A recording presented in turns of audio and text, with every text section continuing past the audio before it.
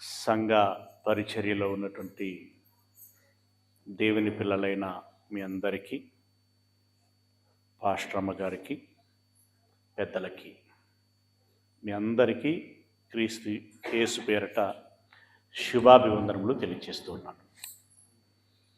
ప్రియమైనటువంటి దేవుని వారలరా, సమాజమును ప్రస్తుతమున మనం గమనిస్తున్నప్పుడు ఒక మాటలో మనం చెప్పగలిగేటువంటి విషయం ఏంటంటే, ప్రపంచము, లోకము, మన చుట్టూ ఉన్నటువంటి జనులు పాపము చేసి చీకటిలో ఉన్నారు. దేవుణ్ణి ఎరగక సాతాను సంబంధమైనటువంటి క్రియలలో ఉన్నారు. తెలియకుండానే ఇది తప్ప ఒప్ప అనేటువంటి విచక్షణ లేక లోకము యొక్క పోకడలో అందరూ వెలుచున్నారని వారు వెళుతూ వారికి నచ్చిన, వారికి ఇష్టమైన, వారికి సంతోషం కలిగించే, ఆనందం కలిగించే, సంతృప్తి కలిగించేటువంటి పనులు చేసుకుంటూ పోతున్నారు. అలా చేసుకుంటూ వెళుతున్నటువంటి వాటిలో మొట్టమొదటగా మనం గమనించేటువంటి విషయం ఏంటంటే, ఈ ప్రకృతిని చేసినటువంటి సృష్టికర్త ఒకరున్నారు. ఆయన యెహోవా అని చెప్పబడింది. యెహోవా అనగా ఉన్నవాడు అని. తనకి జననము లేదు, మరణము లేదు, ఆది లేదు, అంతము లేదు. ఈ సకల సృష్టిని కలుగచేసినటువంటి వాడు. అయితే సమాజము యొక్క విధానము ఎలా ఉండింది అనంటే, సృష్టికర్తను ఎరుగక కంటికి కనబడుతున్నటువంటి సృష్టి ఏదైతే ఉందో, అంటే సూర్యుడు, చంద్రుడు, నక్షత్రాలు, భూమి, గాలి, నీరు, చెట్టు, మట్టి, పుట్ట, రాయి, నంది, పంది, గద్ద, రకరకాలైనటువంటి వాటిని దేవుడు, దేవతలు అని కొలుస్తున్నటువంటి వారు ఉన్నారు. వాటి రూపములను తయారు చేసి, ప్రతిమలను అంటే బొమ్మలను పెట్టి ఇవే దేవుడు అని సాష్టాంగపడుచున్నటువంటి వారు ఉన్నారు. ఇక్కడ విషయం ఏంటంటే, సృష్టికర్తను ఎరగక, సృష్టికర్త వైపు చూడక, సృష్టికర్తను పూజించాలి అనేటువంటి అవగాహనే లేక దేవుడు కలగజేసినటువంటి సృష్టి అనగా దేవదూతల ద్వారా కలగజేయబడినటువంటివి. దేవుడు దేవదూతల ద్వారా ఈ ప్రకృతిని కలగజేశాడు. అంటే వాయువు అనగా అదొక దేవదూత, సూర్యుడు అనగా ఒక దేవదూత, భూమి అనగా ఒక దేవదూత. ఇలా ఇవన్నీ కూడా పంచభూతములు అనగా 5 రకాలైనటువంటి దేవదూతల ద్వారా ఈ అనంతమైనటువంటి ప్రకృతిని కలుగచేయటం జరిగింది. అయితే ఈ ప్రకృతిని పూజిస్తున్నారు అనంటే వీరు ఎవరిని పూజిస్తున్నట్టు? దేవదూతలను పూజిస్తున్నట్టు. అందుకే బైబిల్లో ఏమంటాడంటే, దేవదూత ఆరాధనయందు ఇచ్చ కలిగి అని అంటుంటాడు. అంటే దేవునికి బదులుగా దేవదూతలను ఆరాధిస్తున్నారు. అసలు దేవదూతలు ఎవరిని స్తోత్రం చేస్తాయి?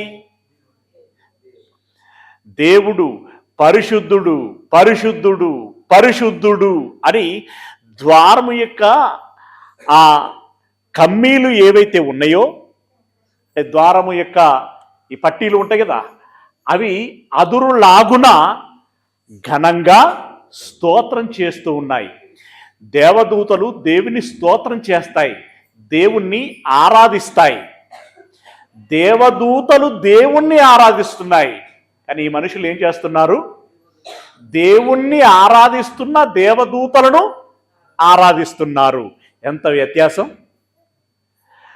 తెలియక ఆ రోజుల్లో అబ్రహాము మొదలుకొని యోహాను అపోస్తలుడైనటువంటి యోహాను వరకు దేవదూతలకు సాష్టాంగపడినప్పుడు దేవదూతలు ఏమన్నాయి? సుమి, నేను కూడా మీ వలనే పరిచర్య చేసేటువంటి పరిచారకులము, మీరు మాకు సాష్టాంగ పడకూడదు, దేవునికి మాత్రమే మ్రొక్కవలయును అని స్పష్టంగా చెప్పాడు. అయినా క్రీస్తు ఈ లోకములోనికి రాక ముందు నుండి వచ్చిన తర్వాత కూడా ఈ 2000 సంవత్సరాలుగా దేవుణ్ణి ఆరాధించకుండా ఈ ప్రకృతినే ఆరాధించటం మూలంగా దేవుడు బాధపడ్డాడు. ఏమన్నా తెలుసా? నా యొక్క మహిమను చతుష్పాద జంతువుల యొక్కయు, అంటే 4 కాళ్ళ జంతువుల యొక్కయు, పక్షుల యొక్కయు, పురుగుల యొక్కయు, మనుషుల యొక్కయు ప్రతిమా స్వరూపములుగా మార్చి సృష్టికర్తకు బదులుగా సృష్టమును పూజించి నన్ను అవమానపరుస్తున్నారు, నా మహిమను తగ్గిస్తున్నారు అని చెప్పి ఆయన బాధపడ్డాడు. ఆయన చెప్పినటువంటి మాట ఏంటంటే, నీ తండ్రి అయినటువంటి నీ దేవుడైనటువంటి యెహోవాను తప్ప మరి దేనినైనను మీరు పూజించినా ఆరాధించినా ఆజ్ఞాతిక్రమము చేసినటువంటి వారవుతారు. ఆజ్ఞాతిక్రమమే పాపము.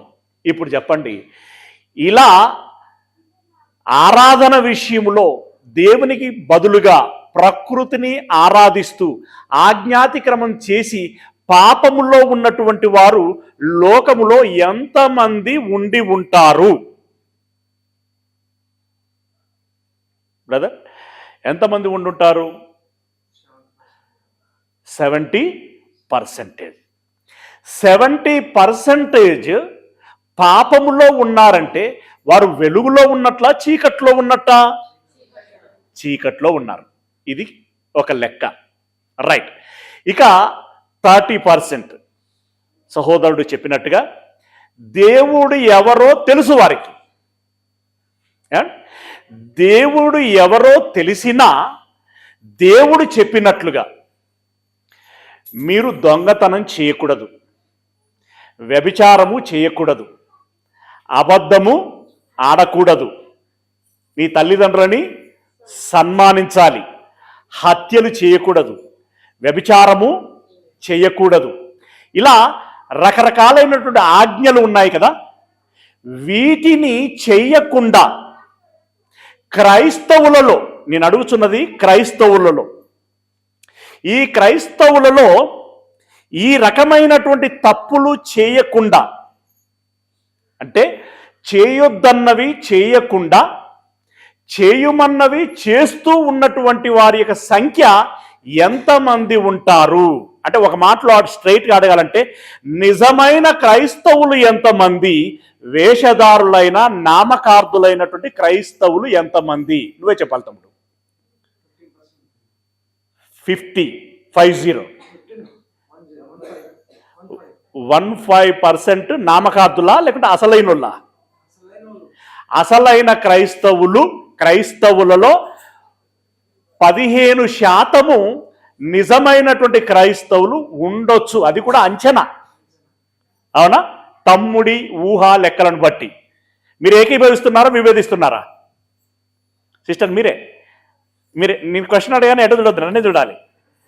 తమ్ముడు చెప్పినట్టు లెక్కలతో మీరు ఏకీభవిస్తున్నారా, విభేదిస్తున్నారా? నామకార్థ క్రైస్తవులు 85% ఉన్నారు, నిజమైనటువంటి క్రైస్తవులు ఒక 15% ఉండొచ్చు అని అంటున్నాడు. అర్థమైందా మీకు మాట? ఆ మాటతో మీరు ఏకీభవిస్తున్నారా, విభేదిస్తున్నారా? మీరు మాట్లాడకపోయినా కనీసం ఏకీభవిస్తున్నావు అన్నాం అనుకో, ఇట్లా అంటే ఏకీభవిస్తున్నాం అని అర్థం, అవును కదా? రైట్, ఏకీభవిస్తున్నారా? ఏకీభవిస్తున్నారు.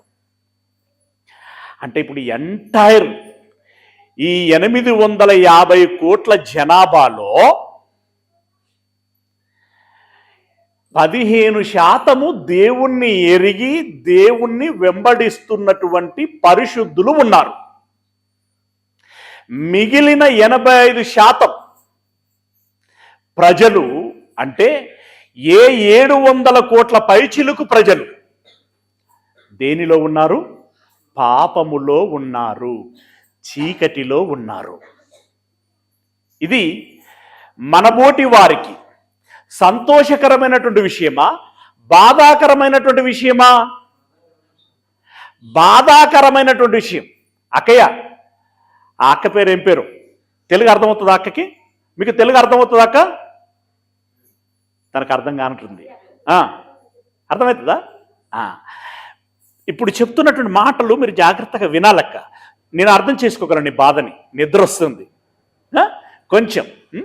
బాగా నిద్ర వచ్చే వాళ్ళు మీరు వెళ్ళి చన్నీళ్ళతో ముఖం కడుక్కొని రావచ్చు, అప్పుడు నిద్ర తేలిపోతుంది. ఓకే, ఇప్పుడు ఒక విధంగా చెప్పాలంటే ఒక 10 ఎకరాల గంజాయి తోట వేసాం తమ్ముడు. నిన్నే ఎందుకు అడుగుతున్నానంటే కొంచెం నువ్వు త్వరగా చెబుతావని, అంతే.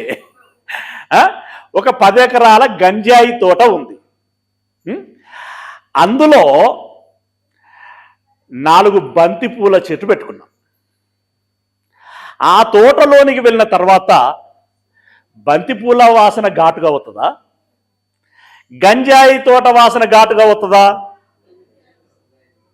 గంజాయి తోట వాసనే ఎక్కువగా వస్తుంది. వాస్తవానికి అందులో బంతిపూల చెట్లు ఉన్నాయి, కానీ అక్కడ వెళ్ళిన తర్వాత దాన్ని అంతా చూసిన తర్వాత ఏ జనుడైనా, ఏ మనిషి అయినా ఇది ఏం తోట అంటాడు? బంతి తోట అంటాడా, గంజాయి తోట అంటాడా? అంటే కనబడుచున్నది ఏంటి? గంజాయి చెట్లు ఎక్కువగా కనబడుతున్నాయి. బంతిపూల చెట్టు ఎక్కడో గట్టు మీద అక్కడోటి ఉంది, కానీ అది కనిపించట్లా. అందుకే మనం అందరం ఒక మాటలో ఏమంటాం? లోకమంతా చెడిపోయింది, లోకంలో మంచివాడు ఎవడున్నారా? ఎవడు లేడు. పౌలు గారు కూడా ఏమంటాడు? నీతిమంతుడు లేడు, ఒక్కడును లేడు. అవునా? అందరూ పాపము చేసి దేవుడు అనుగ్రహించేటువంటి మహిమను పొందలేకపోతున్నారు. పాపము చేసి నరకమునకు జారిపోవచ్చున్నారు అని అంటున్నాడు.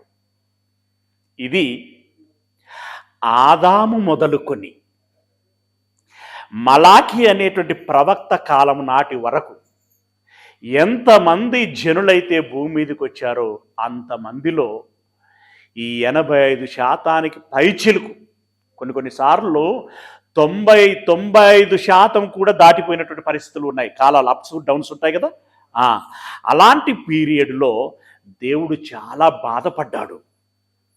అయ్యో, వీళ్ళు ఇంత అజ్ఞానంలో కొట్టుమిట్టాడుతున్నారే, వీళ్ళకింత అవగాహన లేకుండా ఉన్నారే, వీరింత మూర్ఖంగా ప్రవర్తిస్తున్నారే, ఎడ్డితనంతో ఉన్నారే, తెలివి తక్కువతనంతో ఉన్నారే, వీళ్లకు సత్యమును తెలియచేయాలి, జ్ఞానమును తెలియచేసి జ్ఞానమును వినిపించి వారి మనోనేత్రములను తెరిపించాలి. ఎలా? అందరూ పాపము చేసి పాపమును ఈ లోకములో నిండించి ఉంటున్నారు. శరీరమంతా, హృదయము నిండా, మనసంతా పాపముతో నిండిపోయింది. ఈ పాపులకి ప్రాయచిత్తము కలిగించాలి. ఒకటి, జ్ఞానము తెలియచేయాలి. రెండవది, వారికి ప్రాయచిత్తము కలిగించాలి. ఇది ఎవరి నుండి అవుతుంది అని దేవుడు ఆలోచిస్తే తన ప్రియమైనటువంటి కుమారుడు పరిశుద్ధుడైనటువంటి యేసుక్రీస్తుల వారి చేతనే అది అవుతుంది అని భావించి అబ్రహాము మొదలుకొని అనేకులైనటువంటి వారికి తన ఆలోచన చెప్తూ వచ్చాడు. ఏమని? నేను ఈ లోకములోనికి నా ప్రియమైనటువంటి కుమారుడైన యేసుక్రీస్తును పంపించి వారికి జ్ఞానమును నేర్పించి పాపమునకు ప్రాయచిత్తము చేసి పరిశుద్ధులుగా చేసి వారిని నా యుద్ధకి చేర్చుకుంటాను అని అబ్రహాముకు చెప్పాడు, మోషేకు చెప్పాడు, సమూయేలుకు చెప్పాడు, దావీదుకు చెప్పాడు. ఏమండి? ఇలా అనేకమైనటువంటి ప్రవక్తలకి, జకర్యా, మలాకి వరకు కూడా చెబుతూ వచ్చాడు. చెప్పినట్లుగానే 2000 సంవత్సరాల క్రితం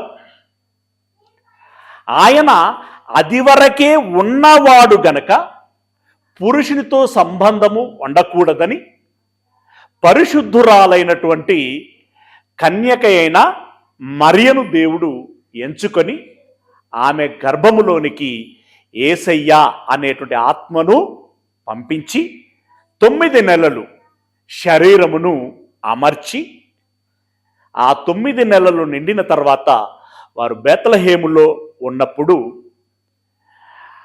ఆ తల్లి యేసు అనేటువంటి కుమారుడికి జన్మ ఇచ్చింది. అంటే యేసు ప్రభుల వారు శరీరమును ధరించుకొని లోకములోనికి వచ్చాడు. అవునా? లోకములోనికి వచ్చాడు. ఇది జరిగినటువంటి చరిత్ర.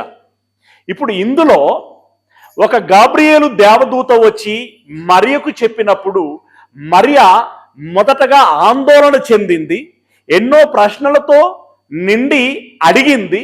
దానికి సమాధానం చెప్పబడిన తర్వాత ఆమె కూడా నేను నిజంగానే దయాప్రాప్తురాలను, నేను ధన్యురాలను, దేవుని యొక్క కృప నా పట్ల ఉన్నందులకి నేను ఆనందిస్తున్నాను అని చెప్పి స్వీకరించింది. అయితే ఆమె బేత్లెహేములో కన్న తర్వాత ధర్మశాస్త్ర నియమము చొప్పున ఆ శిశువును తీసుకొని దేవునికి ప్రతిష్ఠించటము కోసము, అంటే ప్రతిష్ఠించుకోవటం అంటే సమర్పించుకోవటం కోసం యెరూషలేము అనేటువంటి దేవాలయమునకి తీసుకొచ్చింది. యెరూషలేములో ఉన్నటువంటి దేవాలయములోనికి తీసుకొచ్చింది. అయితే ఇది ఇలా ఉంటుండగా ఇందాక నేను చెప్పినటువంటి పాపము లోకములో నిండి ఉన్నది అని ఏదైతే మనం ఎరిగి ఉంటున్నామో, చూడండి, ఒక 10 మందిలో కలిసి ఉండేటువంటి వాళ్ళు ఎంతమంది? లోకములో ఈర్ష్యలున్నాయి, ద్వేషములున్నాయి, పగలు ఉన్నాయి, తిట్టుకోవటం ఉంది, కొట్టుకోవటం ఉంది, చంపుకోవటం ఉంది, ఉన్మాదం ఉంది, ఉగ్రవాదము ఉంది, రౌడీయిజం ఉంది, గూండాయిజం ఉంది, రాజకీయం ఉంది, మోసము ఉంది. ఇలా పలు రకాలైనటువంటి వాటితో అన్నదమ్ముల మధ్యలో కొట్లాట, కుటుంబాల మధ్యలో కొట్లాట, కులాల మధ్యలో చిచ్చులు, మతాల మధ్యలో అగ్నికి ఆజ్యంపోయటం, ఇలా ఇన్ని రకాలైనటువంటి సమస్యలతో కొట్టుమిట్టాడుతున్నటువంటి తరుణములో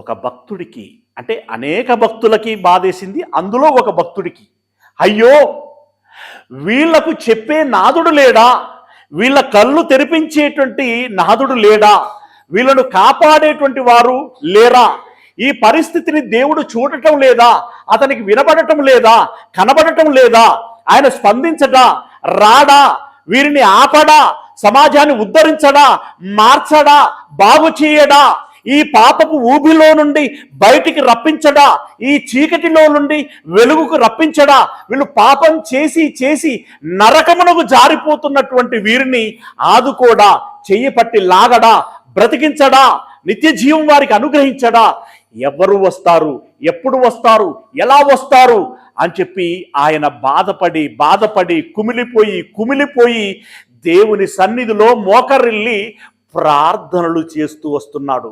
ఏమని? అయ్యా ఈ జనులను మీరు చూడటం లేదా, వీరిని కాపాడరా, దయచేసి కనికరించండి, కృప చూపించండి. ఎంతైనా అవునన్నా కాదన్నా వారు నీ పిల్లలు కదయ్యా, వారు నీ పిల్లలు కదా. అంటే పాపులైనా కూడా జన్మతః ఎవరి పిల్లలు? దేవుని పిల్లలే కదా, పుట్టుకతో దేవుని పిల్లలే కదా. తెలుసో తెలియకో తప్పు చేస్తున్నారు, కానీ నీ పిల్లలే కదయ్యా, కనికరించండి, కృప చూపించండి, వారి పట్ల ఏదో ఒకటి చెయ్యండి, వారిని కాపాడండి. అయ్యా భక్తుల ద్వారా నీవు సెలవిచ్చావు కదా, నీ ప్రియమైనటువంటి కుమారుణ్ణి ఈ లోకములోనికి పంపించి వారిని అందరినీ ఆదుకుంటానని, వారిని రక్షిస్తానని, వారిని కాపాడుతానని మీరు సెలవిచ్చారు కదా. అయ్యా అబ్రహాము మొదలుకొని మేము కనిపెట్టుచున్నాము, ఎప్పుడు వస్తాడు, ఎప్పుడు కాపాడుతాడు అని చెప్పి ఆయన గోజాడినటువంటి వేళ, గోజాడటం అంటే బ్రతిమిలాడినటువంటి వేళ దేవుడు కనికరించి సుమయోను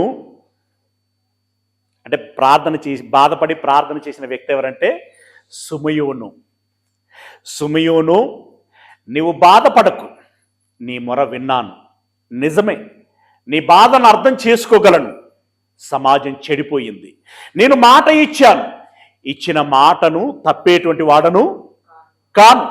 ఇదిగో నీవు కోరుకున్నట్లుగా ఆదరణకర్తను మీ యొద్దకి పంపిస్తాను అని సుమయోనికి దేవుడు మాట ఇచ్చాడు. ఆ మాటలు ఇంకొక మాట కూడా ఏం చెప్పాడంటే, అయ్యా అది ఎప్పుడయ్యా అని అడిగితే, సుమయోను నీ ఆందోళనని, నీ ఆవేదనని, నీ తొందరని నేను అర్థం చేసుకోగలను. ఇదిగో నువ్వు ఆనందించదగినటువంటి విషయం ఒకటి చెప్తాను. ఏంటి అనంటే, ఆదరణకర్తను నీవు చూసిన తర్వాతనే నీవు మరణిస్తావు అని అన్నాడు. హల్లెలూయా. ఏమన్నాడమ్మా? ఆ ఆదరణకర్తను నువ్వు చూసిన తర్వాతనే మరణిస్తావు అంటే దీన్ని మరొకలా చెప్పుకోవాలంటే ఎలా చెప్పుకోవచ్చు? నీవు మరణించే లోపు యేసుక్రీస్తు లోకములోనికి వస్తాడు అని చెప్పాడు. అవునా ప్రభా, పంపిస్తారా? నేను అతన్ని చూసిన తర్వాతనే ఈ లోకాన్ని విడిచిపెట్టి వెళ్ళిపోతానా? అతన్ని చూసిన తర్వాతనే నేను కన్ను మూస్తానా? అలాగైతే సంతోషమయ్యా, మంచి మాట ఇచ్చారు, నాకు ధైర్యమునిచ్చారు, ఆనందం ఇచ్చారు, మీకు కృతజ్ఞతలు చెల్లిస్తున్నాను. అయ్యా త్వరగా పంపించండి, నేను కనిపెట్టుకొని ఉంటాను అని చెప్పి ఆయన ఒకవైపు కనిపెట్టుకొని ఉన్నాడు. అతడు కనిపెట్టుకొని ఉన్నాడు, ఇటు మరియను ఆశీర్వదించాడు, గర్భవతినిగా చేశాడు, 9 మాసాలు నింపాడు, కుమారునికి జన్మ ఇచ్చులాగున చేశాడు. ఇటు యేసయ్య పుట్టాడు, అటు సుమయోను ఎదురు చూస్తున్నాడు. ఇటు యేసయ్య పుట్టాడు, అటు సుమయోను ఎదురు చూస్తున్నాడు. పుట్టిన యేసయ్యని దేవాలయంలోనికి తీసుకొచ్చి దేవునికి ప్రతిష్ఠిస్తున్నారు. ఆ యెరూషలేములోనే దేవాలయమునకు దాపున్నే అంటే దగ్గరలోనే సుమయోను వాసం చేస్తున్నాడు. ఇప్పుడు ఆ శిశువును తీసుకొని దేవాలయమునకు మరియా యోసేపులు వచ్చారు. అయితే దేవుడు పరిశుద్ధాత్మ ద్వారా సుమయోనికి ఒక వర్తమానం పంపించాడు. సుమయోనో ఉన్నవా బిడ్డ, నువ్వు అర్జెంటుగా దేవాలయమునకు వెళ్ళు. ఏంటి ప్రభువా ఇప్పుడు ఉన్న పలంగా అర్జెంటుగా అంటున్నారు? నువ్వు వెళ్ళరా, నువ్వు వెళ్ళు, నీకు తెలుస్తుంది అని అన్నాడు. సుమయోను మారు మాట మాట్లాడలేదు. దేవుడు వెళ్ళమన్నాడు, వెళుతాను అని చెప్పి దేవాలయమునకు వచ్చాడు.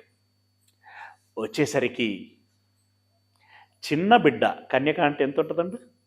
చిన్న బిడ్డ, 13-14 ఏళ్ళ వయస్సు, అటు ఇటుగా. ఆ బిడ్డ ఒడిలో పండంటి ఆమె బిడ్డ అంటే సరే స్త్రీ అనాల్సి వస్తుంది.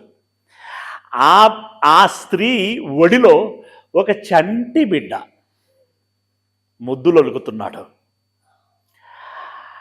సుమయోను చూసి అదే ఆత్మచేత ఎరిగి తెలుసుకున్నటువంటి వాడై దేవునికి ఒక విన్నపం చేసుకున్నాడు. బైబిలు మీ దగ్గర తెలుగు బైబిల్ ఉన్నాయా, కన్నడ బైబిల్ ఉన్నాయా? ఏ బైబిల్ ఉన్నా తెరిచి చూడండి, అర్థం చేసుకోవడానికి ప్రయత్నం చేయండి. లూకా సువార్త 2వ అధ్యాయము 29వ వచనం. లూకా సువార్త 2వ అధ్యాయము 29వ వచనం. నాథా ఇప్పుడు నీ మాట చొప్పున సమాధానముగా నీ దాసుని పోనిచ్చుచున్నావు. లోకము కళ్ళెదుటే సర్వనాశనమైపోతున్నప్పుడు హృదయ ఆవేదన కలిగి ఏమీ చేయలేనటువంటి నిస్సహాయ స్థితిలో అంతర్ముఖంగా బాధపడటం, ఏడవటం, దుఃఖించటం తప్ప మరొకటి ఏమీ చేయలేకపోయాడు. ప్రియులారా, ఏమీ చేయలేనటువంటి ఆ నిస్సహాయ పరిస్థితుల్లో అలాగని వారు నాశనమైపోతుంటే ఊరుకోలేనటువంటి పరిస్థితి. ఆ పరిస్థితి ఎలా ఉంటుంది అనేటువంటిది అర్థం చేసుకోవాలి. కొందరు మౌనంగా ఏడుస్తారు, చూడండి, మౌనంగా ఏడుస్తారు. మౌనంగా ఏడవటం ఎప్పుడైనా చూసారా మీరు కూడా మీ జీవితంలో ఎప్పుడో ఒక క్షణంలో అదే అనుభవించి ఉంటారు. అంటే అది బయటికి వెళ్ళగక్కలేరు, అలాగని దిగమింగలేరు. దాన్ని సంతాపము అని అంటారు, సంతాపపడటము. అలా సిమెయోను గారు జనుల యొక్క పరిస్థితిని చూసి ఆయన సంతాపపడినటువంటి సందర్భాలు ఎన్నో ఉన్నాయి. అలా సంతాపపడుతూ ఎదురు చూస్తున్నటువంటి వేళ ఎవరి కోసమైతే ఎదురు చూస్తున్నాడో ఆ వ్యక్తి కళ్ళ ముందు కనబడగానే ఆ తల్లిని అడిగి, అమ్మా, ఒకసారి నీ బిడ్డను నా చేతుల్లోనికి ఇస్తావా అని అడిగి తీసుకున్నాడు. ఒదిమి పట్టుకున్నాడు, ముచ్చటపడ్డాడు, దేవునికి మురిపెంగా విజ్ఞాపన చేసుకుంటున్నాడు. అయ్యా, కళ్ళు కాయలు కాసేటట్టుగా ఎదురు చూశాను, మీరు మాట ఇచ్చినట్టుగా ఆదరణకర్తను మీరు పంపించారు. ఇప్పుడు ఈ సమాజాన్ని ఆయన ఉద్ధరిస్తాడు, ఈ సమాజాన్ని ఏలుతాడు, ఈ సమాజాన్ని కాపాడుతాడు, బాగుపరుస్తాడు. ఈ సమాజం బాగుపడటమే నాకు కావాలి, అంతకంటే నేను కోరుకుంటున్నది ఏమీ లేదయ్యా. మీరు మాట ఇచ్చారు, మీరు వాగ్దానం చేశారు, ఆ వాగ్దానాన్ని నిలబెట్టుకున్నారు. ఇదిగో ఈ శిశువు రూపంలో మీరు పంపించినందులకి మీకు కృతజ్ఞతాస్తుతులు చెల్లిస్తున్నాను. ఇప్పుడు నేను ఎంతో ఆనందంగా ఉన్నాను, ఆనంద బాష్పాలు రాలుచున్నాయి. అయ్యా, ఇంతకంటే ఈ జీవితానికి నాకు కావలసిందేమీ లేదు.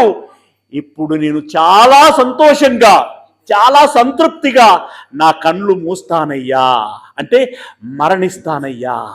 నేను చూడకుండా మరణించటం అంటే నేను అసంతృప్తితో వెళ్ళేటువంటి వాడిని, కానీ ఇప్పుడు నేను తృప్తిగా వెళ్ళుతాను అని అక్కడ చెప్తున్నాడు.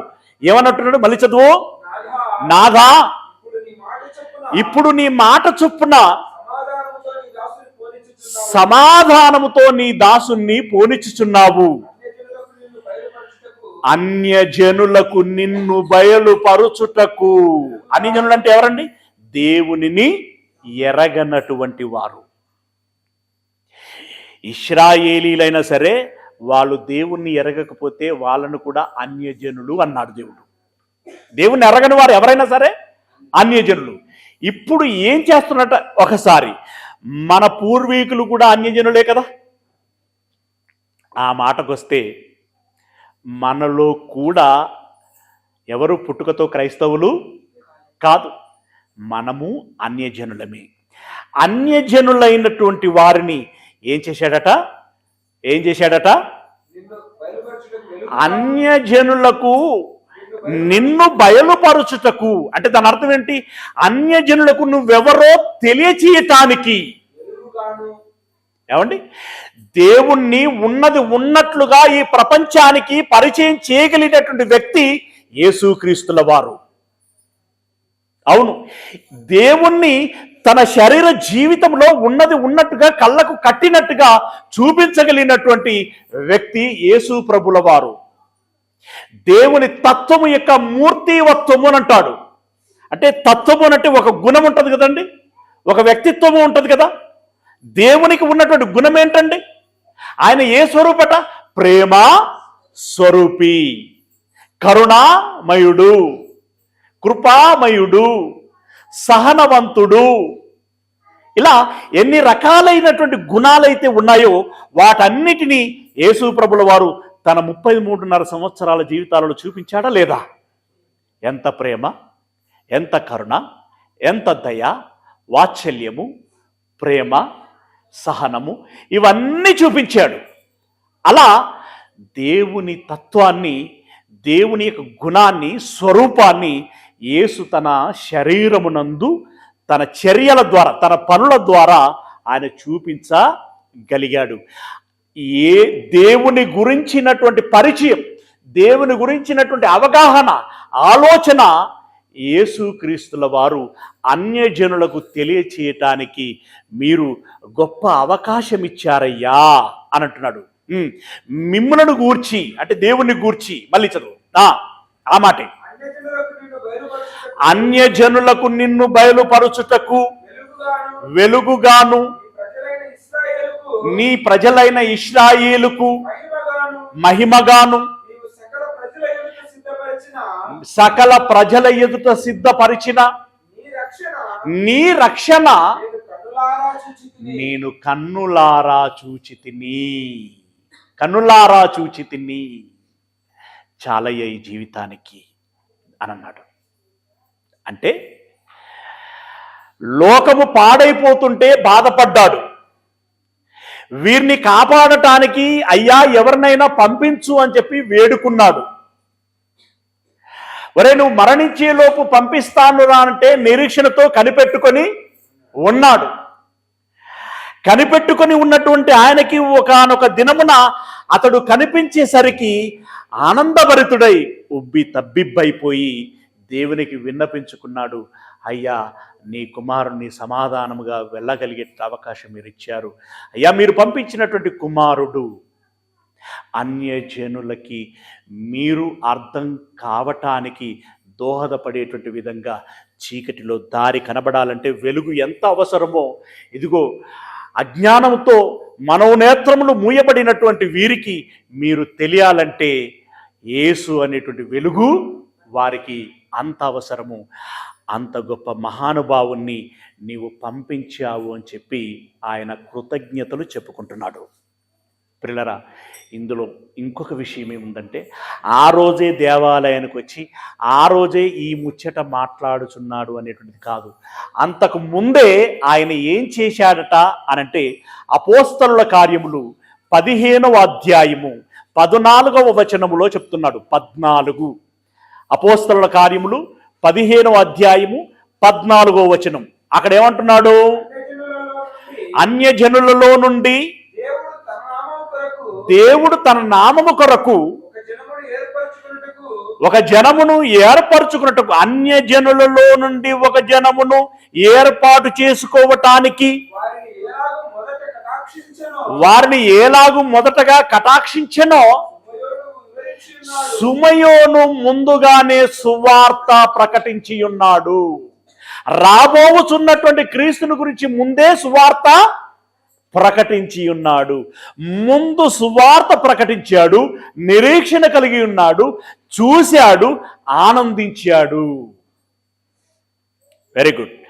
ఇది సుమయోను అనేటువంటి భక్తుడి గురించినటువంటి ఒక గొప్ప చరిత్ర. ఓకేనా? రైట్. అదే సమయంలో ఒక భక్తురాలు అక్కడికి వచ్చింది. ఎవరో చెప్పగలరా అమ్మలు? ఆ భక్తుడు ఆ సమయంలో సుమయోను గారు మరియా తన శిశువును తీసుకొని 8వ దినమున దేవాలయానికి వచ్చింది ఆమె. అప్పుడు సుమయోను ఇందాక మనం చెప్పినటువంటి మాటలన్నీ మాట్లాడాడు. ఆ సమయంలోనే ఒక భక్తురాలు అక్కడికి వచ్చింది. ఆమె ఎవరో చెప్పగలరా? నా ప్రశ్న అర్థమైందా? ఎవరావిడా? రైట్. మీకు అర్థం కాకపోతే ఇప్పుడు ఆవిడని మీకు పరిచయం చేస్తాను. మీరు ఆమెను మీ ఇంటికి తీసుకుపోతారో లేదో మీ ఇష్టం. ఇప్పుడు నేను రాగానే ఆ అమ్మ వాళ్ళు మంచి నీళ్ళు ఇచ్చారు, అన్నం పెట్టారు, ఆ తర్వాత బ్లాక్ టీ ఇచ్చారు అంటే దైవజనులు అని చెప్పి వారు ప్రేమతో వారి ఇంటికి ఆహ్వానించి ఆతిథ్యం ఇచ్చారు. మరి ఇలాంటి భక్తులు మనకు, ఇలాంటి అంటే మాబోటి వాళ్ళు అంటలేని సుమయోను లాంటి వాళ్ళు, ఇప్పుడు నేను పరిచయం చేసేటువంటి ఆ భక్తురాలు లాంటి వాళ్ళు మీకు పరిచయం అయినప్పుడు మీరేం చెయ్యాలి? వారి యొక్క గొప్పతనం ఏదైతే ఉందో, వారి ఆదర్శం ఏదైతే ఉందో, మాదిరి ఏదైతే ఉందో, గుణము ఏదైతే ఉందో, దానిని మీ ఒంటిలోనికి స్వాగతం చేసుకోవాలి. ఇప్పుడు ఆవిడ తన ఇంటిలోనికి స్వాగతించింది. ఇప్పుడు మీరేం చేయాలి? ఒంటిలోనికి స్వాగతించాలి. అంటే భక్తుల చరిత్ర మన హృదయాలలో ఉండాలి. అది మనల్ని బలపరుస్తుంది, ప్రోత్సహిస్తుంది, నడిపిస్తుంది, ఉజ్జీవింపచేస్తుంది. కడ వరకు నడుచులాగునా కావలసిన శక్తిని మనకు ఇస్తుంది. నీతిమంతుని జ్ఞాపకం చేసుకున్నట మనకు ఆశీర్వాదకరం కదా, మనకు మేలు చేసేటువంటిది కదా, రైట్. అలాంటి నీతిమంతులు, అలాంటి భక్తులు. ఈ పేరు వింటే జెంట్స్ పేరు విన్నట్టుగా ఉంటుంది. ఆ భక్తురాలి పేరేంటంటే అన్నా. ఏం పేరురా? అన్నా. మామూలుగా అన్నయ్య, తమ్ముడు అన్నట్టుగా ఉంటుంది, రైట్. ఆమె పేరు అన్నా. ఆమె ప్రవక్త్రిని, ప్రవచించేటువంటిది, అదే సమయంలో సువార్త ప్రకటించేటువంటిది. అయితే ఆమెను గురించి చెప్తున్నాడు చూడండి. అద్భుతమైనటువంటి వ్యక్తి అండి ఆమె, అద్భుతమైనటువంటి వ్యక్తి. ఈరోజు స్త్రీలందరికీ కూడా ఒక మాదిరికరమైనటువంటి భక్తురాలు ఆమె. చూడండి 36వ వచనములో ఉంటుంది. అదే సువార్త 2వ అధ్యాయము 36వ వచనములో నుండి. ఆషేరు గోత్రీకురాలును పనూయేలు కుమార్తెయునైనా అన్నా అనేటువంటి ఒక ప్రవక్త్రిని ఉండెను. ఆమె కన్యాత్వం మొదలు 7 ఏళ్ళు పెనిమిటితో సంసారము చేసింది. ఏమండి, పూర్వపు రోజుల్లో అమ్మాయిలకి చిన్న వయసులోనే పెళ్లిళ్ళు చేసేవాళ్ళు. అవునా అమ్మ? కళ్ళద్దాలు పెట్టుకున్నమ్మా. మీకు ఎన్నేళ్ళకి పెళ్ళయిందమ్మా? నీకు అంటే ఏమనుకోకు అమ్మా, చిన్నగా అంటే 10 ఏళ్ళు 12 ఏళ్ళు ఉండుంటావా? 12 ఏళ్ళ? వెరీ గుడ్, 12 ఏళ్ళు. ఏమండి, 8 ఏళ్ళకు చేసిన వాళ్ళు కూడా ఉన్నారండి. అవునా? ఇప్పుడు నేనేం చేస్తానంటే అటు కాకుండా ఇటు కాకుండా సగటున 10 ఏళ్ళు అని చెప్తా. ఓ 10 ఏళ్ళకు చేసిళ్ళు అనుకుందాం. అవునా? రైట్. ఆమెకు ఉదాహరణకి చెప్తున్నాను నేను, కొంచెం అంచనా వేసుకోవటానికి. 10 ఏళ్ళకు వివాహం అంటే తగ్గించి చెప్తున్నాను నేను, అది అంతకంటే ఎక్కువ ఉండటానికి అవకాశం ఉంటుంది. అమ్మ చెప్పినట్టుగా 5 ఏళ్ళకే అయ్యి ఉండొచ్చు కూడా, తెలియదు మనకి, రైట్. అందుకే నేను 10 వేసాను సగటున. ఆమెకు 10 ఏళ్ళకు పెళ్ళయింది అని అంటే ఎన్నేళ్ళు సంసారం చేసిందట అంటే భర్తతో కాపురం చేసిందట? 7 ఏళ్ళు పెనిమిటితో కాపురము చేసింది. అంటే ఇప్పుడు ఆమె వయసు ఎంత? 10 ఏళ్ళకు పెళ్ళైతే 7 ఏళ్ళు కాపురం చేస్తే ఇప్పుడు ఆమె వయసు ఎంత అవుతుంది? 17 సంవత్సరాలు. అవునా? 17 సంవత్సరాలు. అప్పుడు అనుకోకుండా దేవుని పిలుపు మేరకి భర్త చనిపోయాడు, విధవరాలైంది. విధవరాలైనప్పుడు, భర్త చనిపోయినప్పుడు సాధారణంగా స్త్రీల యొక్క పరిస్థితి ఏంటండి? కృంగిపోతారు, దేవుడి మీద అలుగుతారు. ఏం దేవుడు నాకు అన్యాయం చేశాడు అని అవసరమైతే కొంతమంది తెగుడుతారు, అంటే తిడుతారు. అవునా? ఇక విరక్తి చెంది ఇక నాకు దేవుడు లేదు, దయ్యం లేదు, ఎవరితో ఏం పని లేదు, నాకు ఏం చేసిండని నేను దేవుని దగ్గర పోవాలి, ఏం చేసిండని దేవుణ్ణి ఆరాధించాలని చెప్పి దేవునికి దూరంగా వెళ్ళిపోయేటువంటి వాళ్ళు ఉంటారు, లోకంలో కలిసిపోయేటువంటి వాళ్ళు ఉంటారు. కానీ ఈవిడ అలా ఆలోచించలేదు. యోబు గారు ఏ విధంగానైతే దేవుడు ఇచ్చెను దేవుడు తీసుకొనెను, దేవుని నామమునకు స్తోత్రము కలుగును గాక అని అన్నట్లుగా దేవుని చిత్తములో 7 ఏళ్ల కాపురమే చేయులాగున ఏర్పాటు చేయబడిందేమో. దేవుడు ఏ పాత్ర నాకు ఇస్తే ఆ పాత్ర నేను పోషించాలి అని భావించింది ఆమె. భావించి ఆ విధవరాలైన తర్వాత, అది మొదలుకొని అంటే భర్త మరణించిన తర్వాత ఏం చేసిందో అక్కడ చూడండి, చదువుతున్నాడు, అక్కడ చెప్పబడింది 84 సంవత్సరాలు. ఎన్ని సంవత్సరాలమ్మా? 84 సంవత్సరాలు విధవరాలయుండి, విధవరాలుగా జీవించిన కాలమే 84 సంవత్సరాలు. ఈ 84 సంవత్సరాలు విధవరాలయుండి దేవాలయమును విడువక. మీరు చర్చికి ఎన్ని రోజులకు ఒకసారి వస్తారమ్మా? నేను చూడలేదు, నాకు తెలియదు. పాస్టర్ గారు కూడా ఈరోజే ముఖాముఖిగా చూశాను.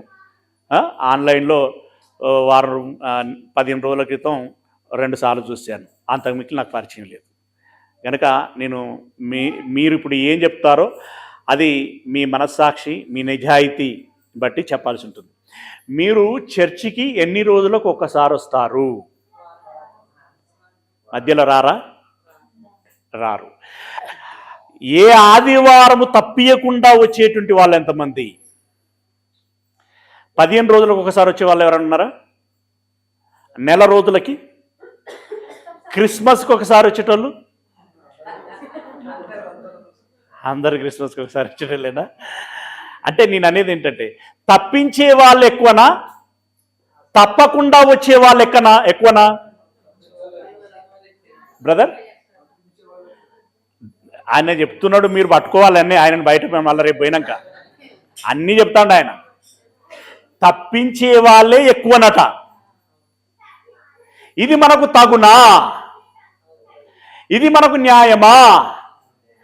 దేవుడు ఇచ్చిన ఉప్పు పప్పు తినుకుంటూ దేవుని దగ్గరికి రావటానికి ఎగనాభం పెట్టడం అనేటువంటిది సమంజసకరమా? నేల ఆయనది, నింగి ఆయనది, నీరు ఆయనది, గాలి ఆయనది, నిప్పు ఆయనది. ఆయన సొమ్మును అనుభవించుకుంటూ, ఆయన ఇచ్చిన కాలములో ఆయన పోసిన ఆయుష్ను అనుభవించుకుంటూ ఆయన దగ్గరికి రాకుండా ఉండటం అనేటువంటిది ఇది ఏ మేరకి న్యాయము? రేపొద్దున ఏ ముఖం పెట్టుకొని దేవుని దగ్గర మనల్ని మెప్పించుకుంటాము, ఒప్పించుకుంటాము? ఇక్కడ చాలా మంది వృద్ధుల కంటే నడిప్రాయంలో ఉన్నవాళ్ళు యవనస్తులే ఎక్కువగా ఉన్నారు. వీళ్ళే రాలేకపోతున్నారంటే, కానీ ఆమె చూడు, ఇప్పుడు 10 ఏళ్లకు పెళ్ళయింది అనుకుంటే 7 సంవత్సరాలు కాపురం చేసిందంటే అవి 17. ఇప్పుడు విధవరాలుగా ఉన్నటువంటి వయసు ఎంత? 84 సంవత్సరాలు. మొత్తం కలిపితే ఎంత? 10 + 7 + 84 మొత్తం ఎంత అయింది? 101 సంవత్సరం అయింది. ఇది మనం రఫ్గా వేసుకున్న లెక్క, అవునా? 100 ఏళ్ల పై చిలుకు ఉన్నటువంటి ఒక వ్యక్తి, వృద్ధురాలు, 100 ఏళ్ల పైన అంటే ఎలా ఉంటుందండి? పండు వృద్ధురాలు కదా, చెయ్యి ఇలా ఇలా ఇలా ఇలా వణికిపోయి ఉండేటువంటి వయసు అది. ఆ వయసులో కూడా దేవాలయమును విడువక, ఆ వయసులో మరి ఇక ఆమె పొట్ట పోసుకోవాలంటే దేవాలయంలో ఉంటేనే ఎవరో ఒకరు ఇస్తారు, ఇంతంత పెడతారు, అలా బతుకుతుంది, అందుకోసం ఉండింది అని అనుకుంటారేమో. నో, అందుకోసం దేవాలయంలో ఉండలేదు. ఎందుకోసం ఉన్నది? దేవాలయమును విడువక 101 ఏండ్ల వృద్ధురాలకి ఉపవాసమా? మనోళ్ళకి పెళ్లిలో కొంచెం లేట్ అవుతుందంటేనే షుగర్ జబ్బు ఉన్నోళ్ళు చాలా మంది ఉన్నారు, తొందరగా భోజనాలు పెట్టండి అంటారు, అవునా? షుగర్ ఎప్పుడు వస్తున్నదమ్మా? ఇప్పుడు అక్కయ్య ఎప్పుడు వస్తున్నది? ఏ వయసులో వస్తున్నది? పోరగాళ్ళ వయసు నుండి వస్తున్నది. పోరగాళ్ళు అంటే తెలుసా? పిల్లల వయసులో నుండే షుగర్లు, బీపీలు. ప్రిలరా, దేవుని కోసం నువ్వు త్యాగం చేయకపోతే షుగర్, బీపీలే కాదు, ఏమైనా వస్తాయి. ముందు దేవుడిచ్చిన దేహం దేవుని కోసం వాడబడాలి అనేటువంటి ఒక గుణము మనలో ఉండాలి. అందుకై మనకు ప్రయత్నము ఉండాలి, తాపత్రయపడాలి. అప్పుడు మన దేహము దేవుని కోసం వాడబడుతుంది అని అనుకున్నప్పుడు దేవుడు దానిని నిలబెట్టుకుంటాడు. ఆమేన్. దేవుడు దాన్ని నిలబెట్టుకుంటాడు. ఆమె 101 సంవత్సరాల వయస్సు కలిగినదై ప్రతి దినము అక్కడ నిజమేనట, కనిపెట్టుకొని ఉంటున్నది. ఇంకేం చేస్తున్నది? ఉపవాసములతో ఉంటున్నది. అబ్బో, ఉపవాసం ఉండటే కాదు, రేయింబగళ్ళు అంటే రేయి అంటే చీకటి, పగలంటే వెలుగు. అంటే రాత్రి పగళ్ళు ఏం చేస్తున్నది? సేవ చేయుచున్నది. ఏం సేవ చేసి ఉంటుందండి? అక్కడ ఆ చర్చిని, అంటే దేవాలయాన్ని, ఆ ప్రాంగణాన్ని ఊడ్చిందేమో, అవునా? నీళ్లు పట్టిందేమో, బాత్రూములు కడిగిందేమో, అవునా? కుర్చీలన్నీ తుడిచిందేమో, అదేనా? వచ్చిన వారికి భోజనం వడ్డించిందేమో. అన్నింటికంటే మిన్నగా సేవలో అత్యంత ఉన్నతమైనటువంటి విషయాన్ని చెప్తున్నాడు. ఏం చెప్తున్నాడు చూడండి, ఏం చెప్తున్నాడు? ఆ సేవ చేయుచుండెను ఆమె కూడా ఆ గడియలోని. ఏ గడియలో? ఇందాక నేను చెప్పాను కదా, ఆ తల్లి బిడ్డను తీసుకుని దేవాలయానికి వస్తే సుమయోను ఎత్తుకొని దేవుని కృతజ్ఞతలు చెల్లించాడు కదా, ఆ గడియలోనే లోపలికి వచ్చి దేవుణ్ణి కొనియాడి యెరూషలేములో అయ్యో మేము ఈ కుంపటిలో నలిగిపోతున్నాము, ఈ పాపపు ఊపిలో చిక్కుకొని కొట్టుమిట్టాడుచున్నాము, అయ్యో మమ్మల్ని ఆదుకునేటువంటి వాడు లేడా, మమ్మల్ని కాపాడేటువంటి వాడు లేడా. పరాయి దేశపు రాజులు దండయాత్రలు చేస్తున్నారు, క్షామముతో కరువులతో కొట్టుమిట్టాడుతున్నాం, ఆకలి చావులు చస్తున్నటువంటి వాళ్ళం ఉన్నాం. రోగాలేంటి, నొప్పులేంటి, ఈ యొక్క దారిద్ర్యం ఏంటి, ఇది చాలదన్నట్టుగా పాపముతో ఒకరిని ఒకరు మోసం చేసుకుంటూ చంపుకుంటున్నారు, కొట్టుకుంటున్నారు. రకరకాలైన పరిస్థితుల్లో ఉంటున్నటువంటి తరుణములో మమ్మల్ని కాపాడేటువంటి వాడు లేడా అని సిమియోనుతో పాటు మిగిలిన ప్రజలు కూడా, వాళ్ళు భక్తులు కాకపోయి ఉండొచ్చు గాక, కానీ సమస్య నుండి బయట పడేస్తారు ఎవరైనా అంటే, బయట పడేస్తే బాగుండు అనే కోరుకుంటారు. అలా కోరుకుంటున్నటువంటి వారు చాలా మంది ఉన్నారు. అందులో భక్తులు ఉన్నారు, భక్తిహీనులు ఉన్నారు. అయితే వాళ్ళకి దేవాలయమునకు వచ్చినటువంటి వారికి ఏం చేస్తున్నదట? చదయ్యా. యెరూషలేములో అంటే ఎంటైర్ టౌన్, యెరూషలేములో విమోచన కోసం కనిపెట్టుకుని ఉంటున్నటువంటి వారందరితో ఆయనను గూర్చి సువార్త ప్రకటించుచుండెను. మాట్లాడుచుండెను మీన్స్ ఆయనను గురించి మాట్లాడటాన్ని ఏమంటారు? సువార్త ప్రకటించటం. 101 ఏండ్లకి యెరూషలేం పట్టణములో ఉన్నటువంటి వాళ్ళందరికీ సువార్త ప్రకటించింది. ఈ ఊర్లో ఎన్ని ఇండ్లు ఉంటాయి బ్రదర్? 45 గృహాల మొత్తం ఊరు 140, 150. ఇంటికి ఒక 5గురు వేసుకుందాం, ఎంతమంది అవుతారు జనాభా? 150 అంటే ఇంటికి ఒక 5గురు వేసుకుంటే 750 మందా? 750 మంది, అవునా? 750 మంది. క్రైస్తవ కుటుంబాలు ఎన్ని? 35, 25. అంటే 725 మందికి, 725 జనులకి ఎవరు తెలియదు? యేసయ్య తెలియదు, దేవుడు తెలియదు, ధర్మశాస్త్రం తెలియదు, సత్యం తెలియదు. ఇప్పుడు ఈ 725 మందికి సత్యం తెలియజేయవలసిన బాధ్యత ఎవరిది? మనదా మీదా?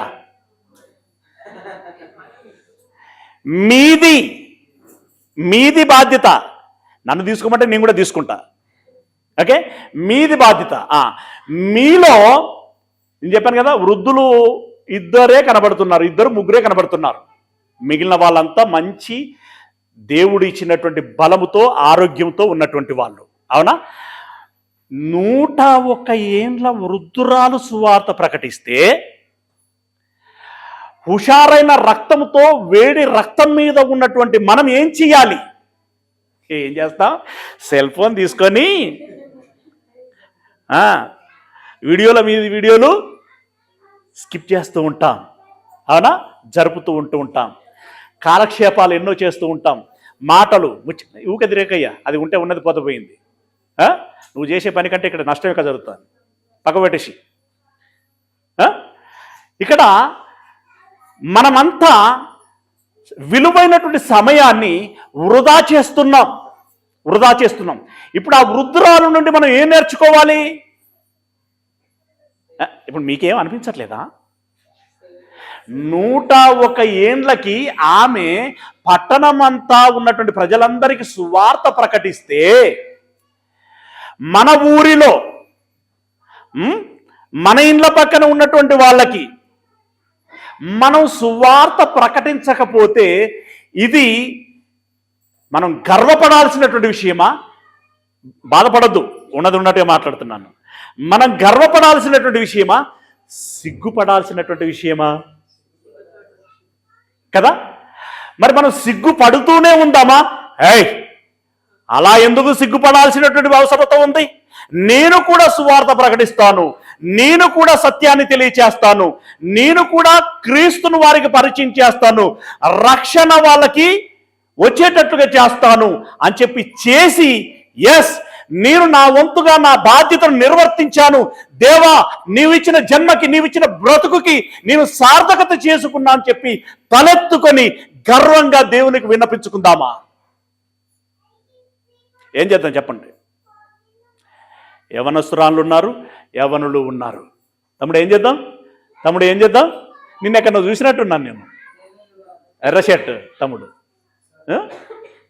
రైట్, ఏం చేయాలి ఇప్పుడు మనము కూడా సువార్త ప్రకటించాలి. అమ్మ కంటే ఎక్కువగా ప్రకటించాలి. ఏ అమ్మ కంటే? అన్న అనేటువంటి అమ్మ కంటే ఎక్కువగా ప్రకటించాలి. ప్రకటిస్తారా మరి మీరు? ప్రకటిస్తారా? 2025 సంవత్సరంలో ఆ టార్గెట్ పూర్తి చేస్తారా? వాళ్ళు మారటం సంగతి పక్కబెట్టండి, వాళ్ళు మారని మారకపోని అది మన చేతుల్లో లేదు. కానీ ప్రకటించడం పూర్తవ్వాలి ప్రతి వ్యక్తికి.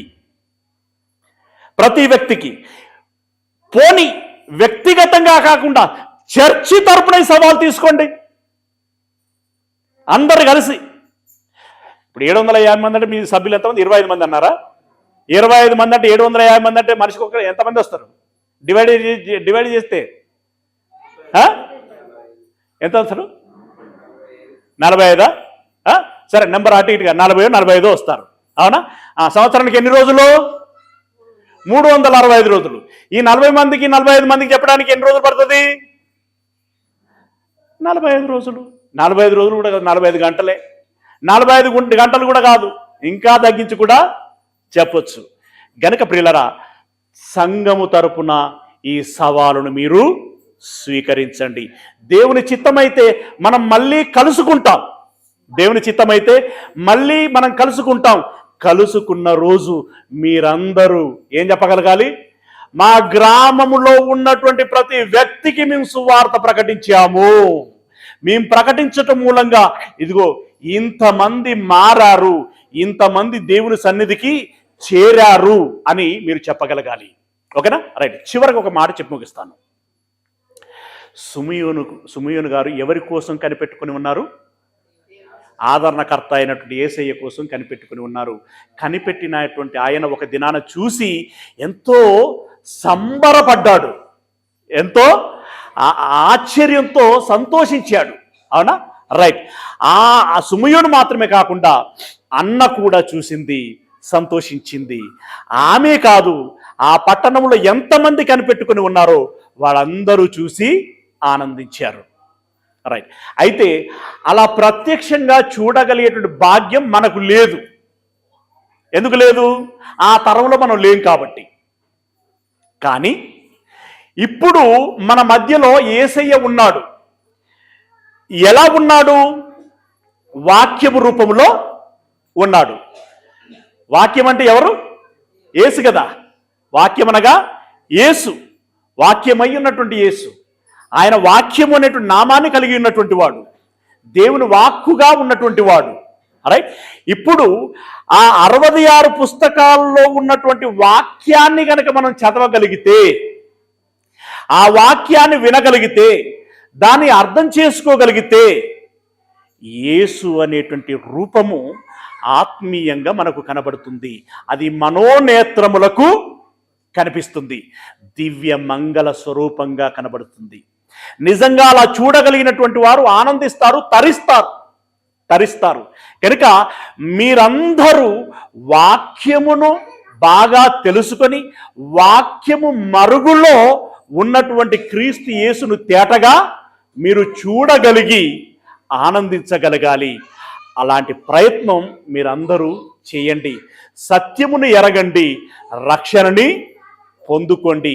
క్రీస్తు చూపించినటువంటి మార్గం ఏం మార్గం? అది పరలోక మార్గం, సత్య మార్గం, జీవ మార్గం.